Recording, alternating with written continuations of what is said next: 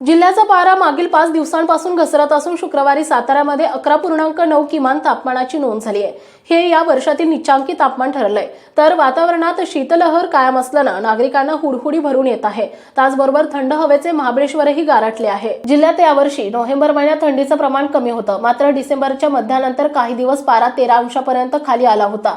तर थंड हवेच्या महाबळेश्वरचं किमान तापमानही 12 अंशापर्यंत खाली आलं होतं। काही दिवसाचा पारा घसरला, पण त्यानंतर तापमान वाढत गेलं। परिणामी यंदा थंडीची तीव्रता कमी राहण्याचा अंदाज बांधला जात होता, मात्र मागील 5 दिवसांपासून किमान तापमानात सतत उतार येता गेला आहे। त्यातच उत्तर भारतात कडाक्याच्या थंडीची लाट आली आहे। बर्फवृष्टी होत आहे, त्यामुळे तेथील जनजीवनावर परिणाम झालाय। तशीच परिस्थिती जिल्ह्यात निर्माण झाली आहे, कारण उत्तरेकडून थंड वारे वाहत आहे, त्यामुळे जिल्ह्यातही शीतलहर आहे। त्यामुळे अंगाला थंडगार वारे झोंबत आहे। परिणामी नागरिकांना उबदार कपड्यांचा वापर करावा लागत आहे। जिल्ह्याचा पारा घसरल्यामुळे बाजारपेठ तसेच शेतीच्या कामावरही परिणाम झालाय। त्यामुळे शहराबरोबरच ग्रामीण भागातही शेकोट्या पेटवण्यात येत असल्याचं चित्र दिसून येत आहे।